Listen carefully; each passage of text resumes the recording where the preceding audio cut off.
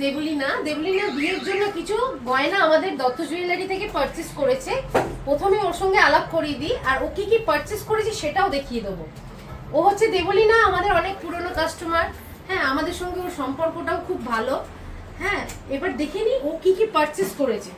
ও একটা crown choker purchase করেছে, একটা ছেলেদের রিস্ট চেন, ওর নিজের একটা মানতাসা, ছেলেদের একটা চেন, একটা খুব সুন্দর কানমালা, তারপর একটা আমব্রেলা রিং, একটা জেন্টস রিং, একটা খুব সুন্দর কঙ্কন, মানে এটা ভীষণ সুন্দর একটা কঙ্কন, একজোড়া শাঁখা। ও পুরোটাই বিয়ের আইটেমটা পারচেস করেছে। একটা চূড়, খুবই সুন্দর চূড়টা, একটা নোয়া বাঁধানো, 1.5 প্যাচের একটা নোয়া বাঁধানো, আর পলাও একটা নিয়েছে। ও এটা পরে সেটিং করে নেবে, পলাটাও কিন্তু খুব দুর্দান্ত। এবার আরেকটা নিয়েছে একটা ক্যাটারপিলার রিং, আর নিয়েছে একটা লহরি। ওর আইটেমগুলো কিন্তু বেশ সুন্দর। এবার ওর কাছ থেকে জেনে নেব ওর আইটেমগুলো কেমন লেগেছে আর আমাদের ব্যবহারও কেমন লেগেছে। প্রথমত ব্যবহার নিয়ে আর তোমাদের সঙ্গে সম্পর্ক নিয়ে তো কিছু বলার নেই। এবার আসি শোনার ব্যাপারে। আমি ভীষণ কনফিউজড একজন পাবলিক, আমি খুব বাংলা কথা এটা বললাম।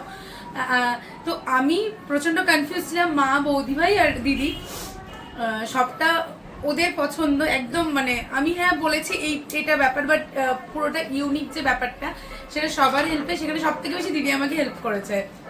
তো তোমাকে থ্যাংক ইউ। সবটা দিদির চয়েস, মানে না যে ক্যামেরা ধরে আছে তারও চয়েস আছে কিছু কিছু ক্ষেত্রে। তো কালেকশন নিয়ে সত্যি কিছু বলার নেই, একটু ফর্মালি বলি, সিরিয়াসলি। দিদির চয়েসের মধ্যে মায়ের চয়েসটা অনেকটা ইনক্লুড এটার মধ্যে। হ্যাঁ হ্যাঁ হ্যাঁ, সবার নিয়েই হয়েছে, আমার চয়েস কম আছে। তো ভীষণ ভালো হয়েছে, আর চোখ বন্ধ করে ভরসা করা যায় এটা বলতে পারি। কারণ হ্যাঁ সত্যি অনেক দিনের পুরনো সম্পর্ক, বাট প্রথম দিন যেদিন এসেছিলাম সেদিনও ফিল করিনি যে নতুন পারচেস করতে এসেছি কিছু। তারপর তো সম্পর্কটা এগিয়েছে। তো কি বলবো, থ্যাংক ইউ, অনেক ভালোবাসা, আর এইভাবে থেকো। আর দেবলীনার বৌদিও কিন্তু ভীষণ ভালো একজন মানে মেয়ে, ভীষণ ভালো একজন মেয়ে। ও আমাদের কাছ থেকে পারচেস করে।